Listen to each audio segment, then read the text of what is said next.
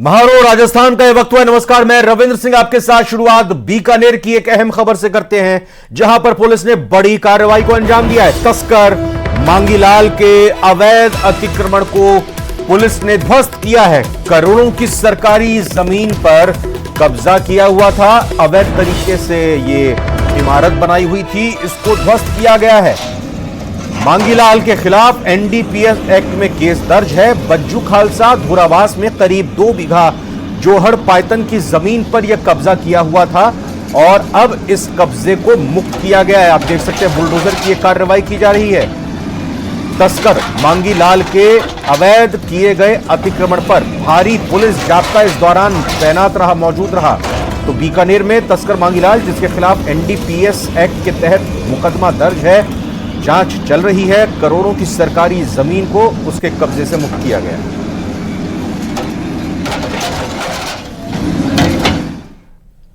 जम्मू कश्मीर के रियासी में बस पर हुए आतंकी हमले में मारे गए 9 लोगों में से 4 चौमू के रहने वाले थे, जबकि पवन सैनी नाम का एक शख्स घायल बताया जा रहा है।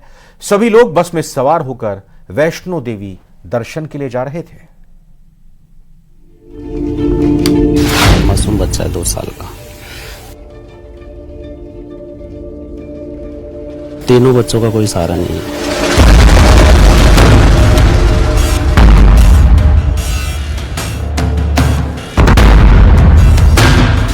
रियासी में आतंकी हमले के बाद चौमू में कोहराम। तीनों नाबालिग, अभी एक 11th क्लास में और अभी फर्स्ट ईयर कंप्लीट किया, ग्रेजुएशन चल रही है और बच्ची बहुत छोटी है। पीछे संभालने वाला, शुद्ध लेने वाला कोई है नहीं। मरने वाले 9 लोगों में से 4 लोग चौमू के रहने वाले। जो भी वहाँ पे घूमने जाए, श्रद्धालु घूमने जाते हैं, उनके खिलाफ आतंकवाद के जो भी गतिविधियां हो रही है उनको रोका जाए। आगे अगर ऐसा होता रहेगा तो घूमने आगे कोई नहीं जाएगा। हर आदमी आतंकवाद से घबराएगा। जान गंवाने वालों में 2 साल का किट्टू भी शामिल। घटना बहुत ही दुखदायी है, दुखपूर्ण है और इस संबंध में वहाँ जो संबंधित है वो कार्रवाई कर रहे हैं। ये सीसीटीवी उसी बस का है जिसमें सवार होकर करीब 50 यात्री वैष्णो देवी दर्शन के लिए जा रहे थे, लेकिन किसी को इस बात का इल्म तक नहीं था कि उनका ये सफर आखिरी सफर साबित होगा। वैष्णो देवी दर्शन के लिए जाने वाले लोगों में 5 लोग चौमू के पांचिया की ढाणी के रहने वाले थे। स्पॉट पे मिलिटेंट्स ने बस के ऊपर फायर किया। वो फायर करते ही driver lost control of the bus और फिर वो नीचे खाई में जाके बस गिरी। ये इंसिडेंट है पूरा। उसके बाद वो लोग यहाँ से फरार हो गए और जेएनके पुलिस साथ में सिविलियंस ने उनको रेस्क्यू करने में मदद की। सीएपीएफ और हमारी जेएनके पुलिस, हम सब एक प्रॉपर एक टीम बना के ये पूरा एरिया कोम करते हुए इसी स्पॉट पे सारे मिले। आतंकी हमले में जान गंवाने वालों में 45 साल के राजू सैनी के अलावा उनकी पत्नी ममता सैनी शामिल हैं। इसके अलावा पूजा सैनी और उनका 2 साल का बेटा किट्टू भी शामिल है। हालांकि पवन सैनी को हमले में घायल बताया जा रहा है, क्योंकि परिवार का कहना है कि उनकी पवन से फोन पर बात हुई है। लेकिन पहले से इंतजार में घात लगाकर बैठे हुए 2 नकाबपोश आतंकियों ने, जो कि पाकिस्तान के बताए गए हैं, हमारे सूत्र जानकारी दे कि पाकिस्तान से संबंधित ये आतंकी थे जिन्होंने इस काराना हरकत को अंजाम दिया। हमले के बाद चौमू में मातम पसरा हुआ है। सीएमओ स्तर पर जम्मू कश्मीर और गृह मंत्रालय से बातचीत हो रही है। सीएम भजन लाल शर्मा ने इस हमले को कायराना हरकत करार दिया है। साथ ही पीड़ित परिवार को हर संभव मदद का भरोसा दिया है। हमले को उस वक्त अंजाम दिया गया जब बस सवार सभी यात्री शिव खोड़ी मंदिर में दर्शन के बाद माता वैष्णो देवी के लिए कटरा जा रहे थे। आतंकी हमले को लेकर खुफिया एजेंसियां अलर्ट मोड पर हैं। इस बीच कुछ अहम जानकारी भी हाथ लगी है। सूत्रों की माने तो ये हमला पाकिस्तानी आतंकियों ने किया है, जिसके लिए पिछले दिनों में आतंकियों ने जम्मू कश्मीर में बड़ी घुसपैठ की थी। हमले के लिए आतंकी संगठन टीआरएफ से मदद ली गई। जांच में इलेक्ट्रॉनिक सबूत भी मिले हैं। धार्मिक यात्रा पर निकले भक्तों पर आतंकियों का हमला किस मकसद से किया गया, ये जांच के बाद साफ होगा। लेकिन इस हमले ने कई परिवारों की खुशियों को हमेशा हमेशा के लिए छीन लिया है। अब सबकी निगाहें सरकार पर टिकी हैं, जिससे उम्मीद है कि आतंकियों को मुंहतोड़ जवाब दिया जाएगा। Bureau report, news 18 Rajasthan. Shri Ganganagar से बड़ी खबर आ रही है, जहां पर कार में गैस रिफिलिंग के दौरान सिलेंडर में विस्फोट हो गया। सिलेंडर फट गया है। 2 सिलेंडर फटने से भीषण आग भी लग गई है। आग से कार और गैराज को नुकसान पहुंचा है। अवैध रूप से गैस की रिफिलिंग की जा रही थी। सूरतगढ़ रोड वीडी मोटर्स के पास यह घटना घटी है। सूचना पर पुलिस प्रशासन मौके पर पहुंचा है। तस्वीरें आप देख सकते हैं। ये गैस की अवैध तरीके से रिफिलिंग की जा रही थी। इसी दौरान धमाका होता है और ये ब्लास्ट के साथ ही गैस रिफिलिंग के दौरान कार को नुकसान पहुंचता है। वहां ऊपर देख सकते हैं कैसे परखच्चे उड़े हुए हैं छत के। ये श्री गंगानगर में चल रहा था। कार में गैस रिफिलिंग की जा रही थी। उसी दौरान सिलेंडर में विस्फोट हो गया और 2 सिलेंडर फटने से भीषण आग भी लग गई। आग से कार और गैराज को नुकसान पहुंचा है। पुलिस पहुंची है। यह अवैध रूप से किया जा रहा था सब कुछ, गैस की रिफिलिंग का काम। सूरतगढ़ रोड वीडी मोटर्स के पास यह घटना घटी है। सूचना पर पुलिस प्रशासन पहुंचा है। कार्रवाई की जा रही है। ये महत्वपूर्ण खबर आपको बता रहे हैं। देखिए, पुलिस के कर्मचारी अधिकारी वहां पहुंचे हुए हैं, जांच कर रहे हैं। जांच के साथ साथ ये पता लगाने की कोशिश कर रहे हैं कि आखिर ये किस तरह से घटना घटी है, कौन इसके जिम्मेदार हैं। इसी हिसाब से यहां पर कार्रवाई की जाएगी। लेकिन अवैध तरीके से ये गैस रिफिलिंग का काम किया जा रहा था, जिसको लेकर अब पुलिस की तरफ से कार्रवाई की जा रही है। पुलिस की तरफ से इस पर एक्शन लेने की तैयारी हो चुकी है। अशोक शर्मा हमारे श्री गंगानगर संवाददाता जुड़ चुके हैं। तो ये बताएं अशोक, गैराज को नुकसान पहुंचा है, किसी व्यक्ति को तो कोई नुकसान नहीं पहुंचा और पुलिस क्या कह रही है? देखिए, वाकई पूरे प्रकरण में गनीमत यही रही कि वहां मौके पर मौजूद जो कार्मिक थे उनको कोई नुकसान नहीं पहुंचा है। हालांकि जैसे ही कार में जब गैस रिफिलिंग की जा रही थी, गैस सिलेंडर पर ब्लास्ट हुआ और मौके पर मौजूद सभी कर्मचारी वहां से भाग गए। पुलिस मौके पर पहुंची हुई है, प्रशासन मौके पर पहुंचा हुआ है। जानकारी ये सामने आ रही है कि ये अवैध रूप से गैस रिफिलिंग का सेंटर संचालित किया जा रहा था और आज उसी जब ये गैस कार के अंदर गैस रिफिल की जा रही थी तो उसी दौरान एक गैस सिलेंडर पर ब्लास्ट हुआ और वहां मौके पर मौजूद करीब आधा दर्जन गैस सिलेंडर थे। लेकिन गनीमत ये रही कि सभी में ब्लास्ट नहीं हो पाया, लेकिन कार और गैराज को काफी नुकसान पहुंचा है। फिलहाल पुलिस और प्रशासन पूरे मामले की पड़ताल में जुटी हुई है। धन्यवाद अशोक शर्मा फिलहाल आपका इस जानकारी के लिए। यह खबर जैसलमेर से, जहां पर सांकड़ा क्षेत्र के सनावड़ा गांव से सनसनीखेज खबर सामने आई है। खेत में बनी एक हौद में 3 मासूम गिर गए और डूबने से उनकी मौत हो गई। हौद में 3 बच्चों में एक भाई और 2 बहनों की जान चली गई है। बताया जा रहा है कि भवरू राम के ये 3 बच्चे हैं जो खेलते खेलते हौद की तरफ चले गए। गहरे पानी में डूबने से उनकी मौत हो गई। कुछ देर बाद एक ट्रैक्टर चालक टंकी भरने के लिए आया तो हौद में बच्चा तैरता हुआ मिला, जिसकी सूचना परिवार वालों को दी। बच्चों को फिर हौद से बाहर निकाला, लेकिन तब तक तीनों की जान जा चुकी थी।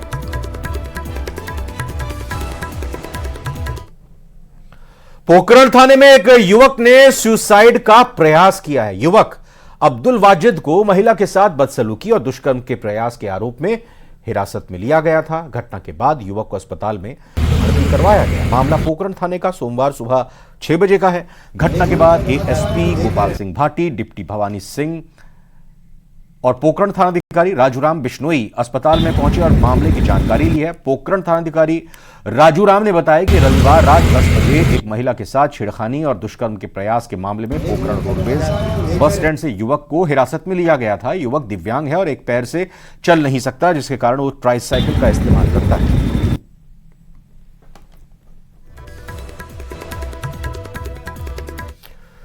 कोटा के रोटेदा गांव में एक युवती को अपने पिता द्वारा डांटना इतना नागवार गुजरा कि उसने चूहे मारने की दवा का ये सेवन कर लिया। खुदकुशी की कोशिश की। परिजन बच्ची को एमबीएस अस्पताल लेकर पहुंचे। उसका इमरजेंसी वार्ड में इलाज चल रहा है। बताया जा रहा है कि पिता ने कोई काम करने को कहा था और जब युवती ने नहीं किया तो पिता ने इसी बात को लेकर डांट दिया। इसी बात से नाराज लड़की ने चूहे मारने की दवा का सेवन कर लिया। फिलहाल पुलिस मामले की जांच में जुटी।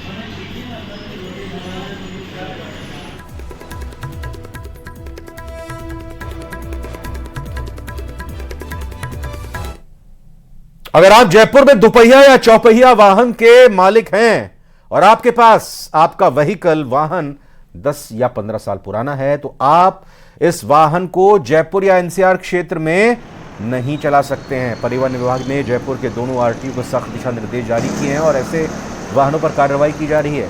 दरअसल राजधानी में तेजी से वाहनों की संख्या बढ़ रही है, जगह जगह जाम और प्रदूषण की समस्या आम हो गई है। इसी को ध्यान में रखते हुए परिवहन विभाग ने राजधानी जयपुर और एनसीआर में अभियान शुरू किया, जिसके तहत 10 साल पुराने डीजल वाहन और 15 साल पुराने पेट्रोल वाहनों पर कार्रवाई की जा रही है।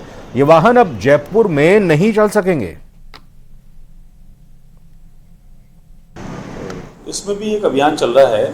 जो 15 वर्ष पुराने इसके पेट्रोल के व्हीकल हैं, कॉमर्शियल व्हीकल हैं, और 10 साल पुराने डीजल के कॉमर्शियल व्हीकल हैं, उनको भी चालान किया जा रहा है। उनको मना किया जा रहा है कि आप इसको नहीं चलाएं और रिप्लेस करें, और जो रिप्लेस नहीं करते हैं और ऐसा आता है कि चालान होने के बाद नहीं करें तो उनको सीज भी किया जा रहा है।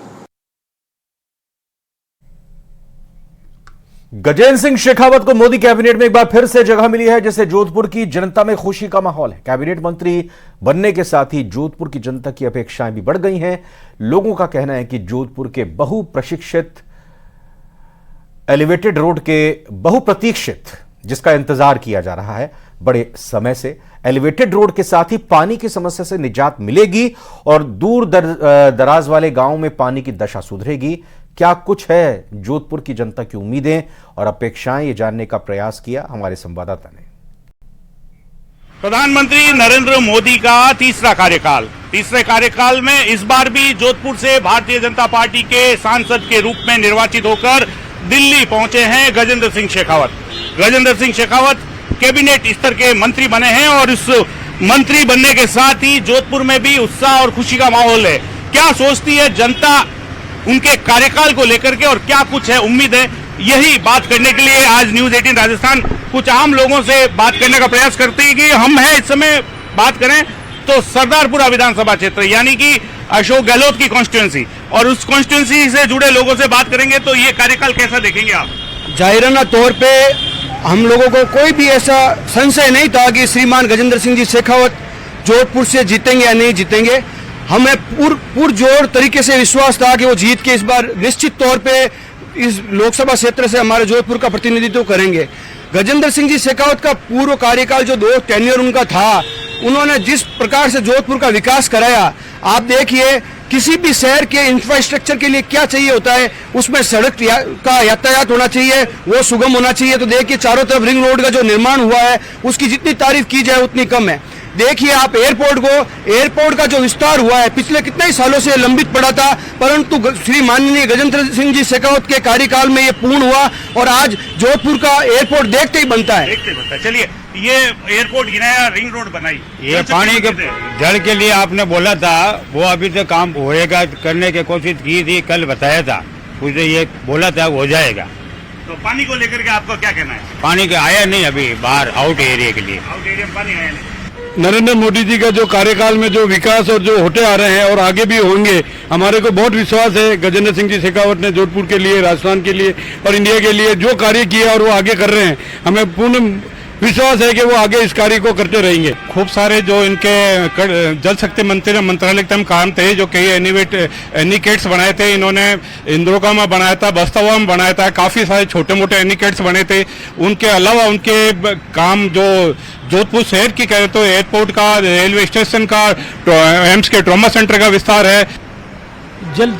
जल की समस्या हमारे बहुत। और फिलहाल एक छोटे से ब्रेक का वक्त हुआ है। आप बने रहिए न्यूज 18 राजस्थान के साथ।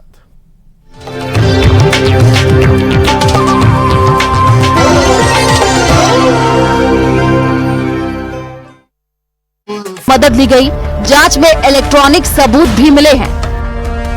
धार्मिक यात्रा पर निकले भक्तों पर आतंकियों का हमला किस मकसद से किया गया, ये जांच के बाद साफ होगा। लेकिन इस हमले ने कई परिवारों की खुशियों को हमेशा के लिए छीन लिया है। अब सबकी निगाहें सरकार पर टिकी हैं, जिससे उम्मीद है कि आतंकियों को मुंहतोड़ जवाब दिया जाएगा। Bureau report, news 18 Rajasthan. तीनों बच्चों का कोई सहारा नहीं है।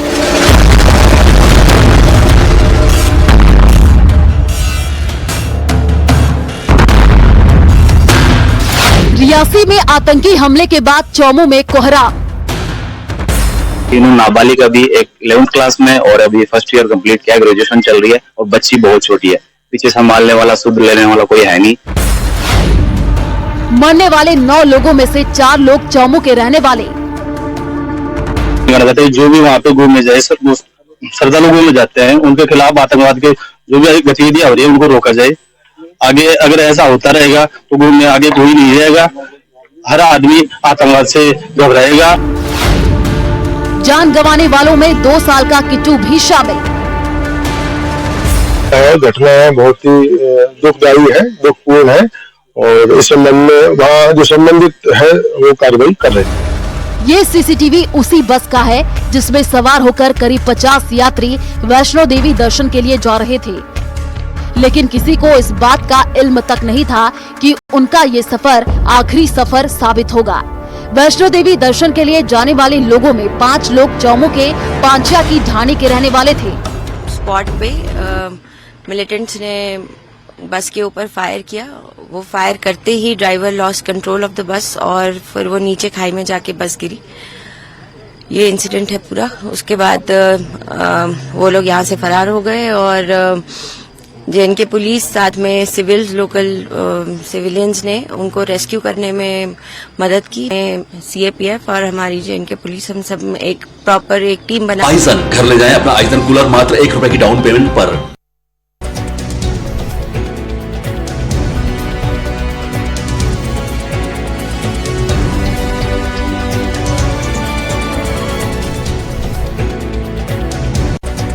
न्यूज हेडलाइंस के प्रायोजक राजस्थान में आ गया कूलर का गुरु आइजन। घर ले जाएं अपना आइजन कूलर मात्र 1 रुपए की डाउन पेमेंट पर।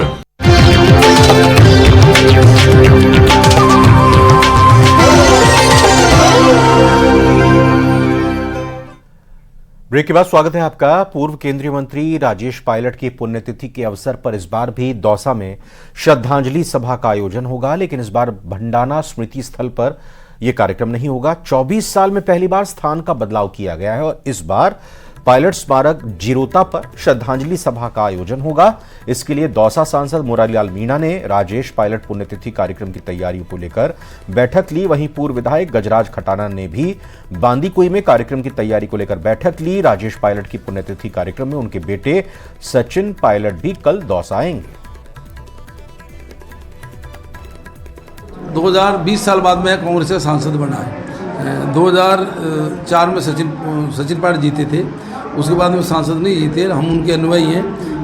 हम ये चाहते हैं कि लोग उनके कार्य प्रणाली से, उनने जो दौसा के लिए किया, उन सब चीज़ों से प्रेरणा लें, इसलिए हम उसको बड़े स्तर में मनाएंगे कल।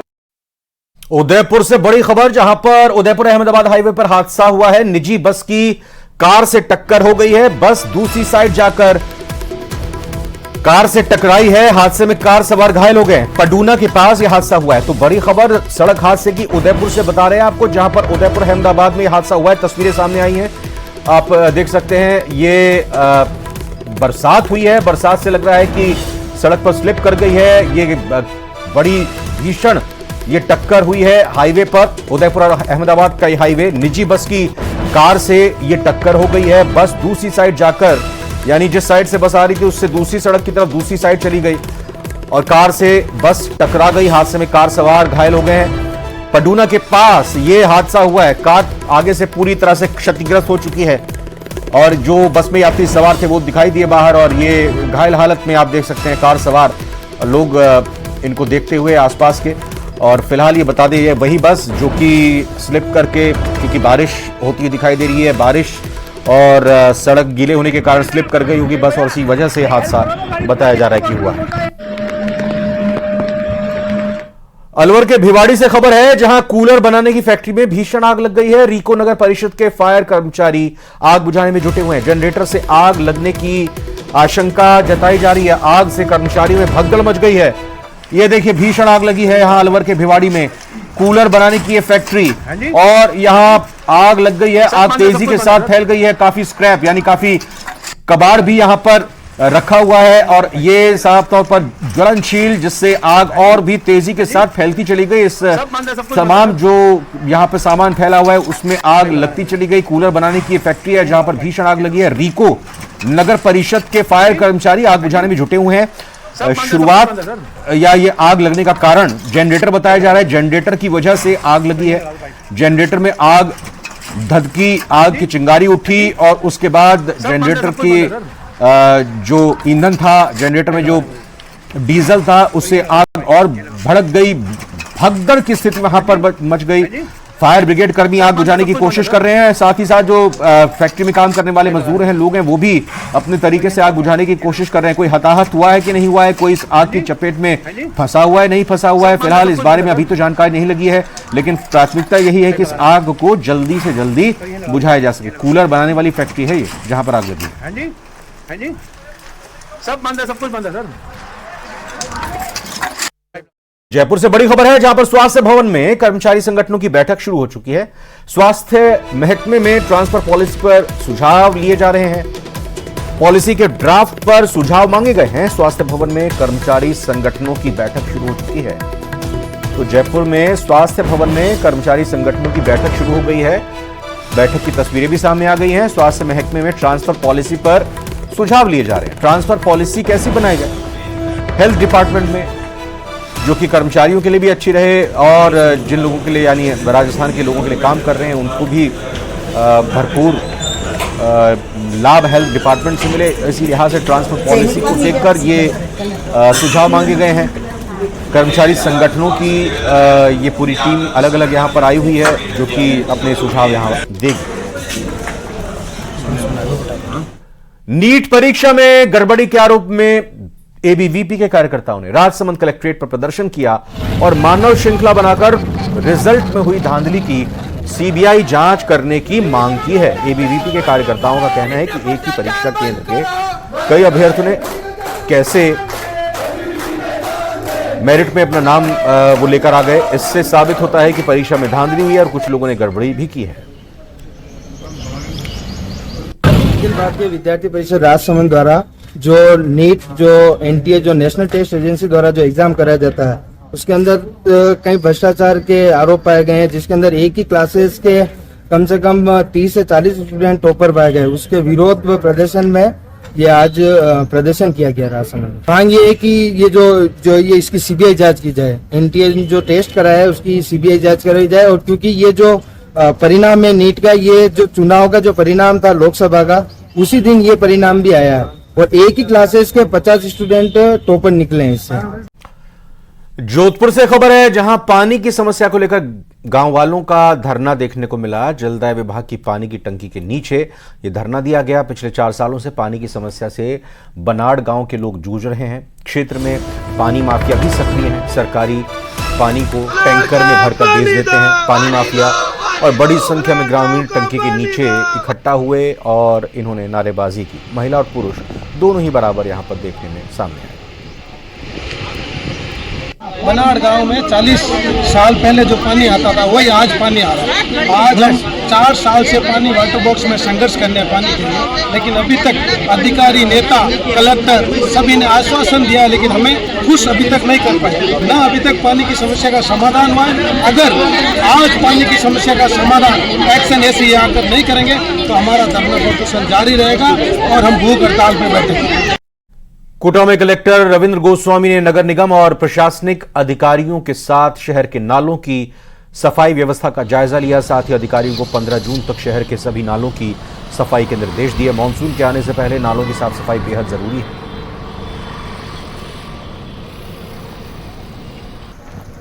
तो मानसून आएगा, बारिश होगी, नालों में जल जमाव की स्थिति ना हो, इसको लेकर सफाई बहुत जरूरी। और इसी लिहाज से कोटा में साफ सफाई का कार्य प्रशासन की तरफ से शुरू कर दिया गया है। मानसून से पहले सारी साफ सफाई हो जाए, यह सुनिश्चित किया जा रहा है।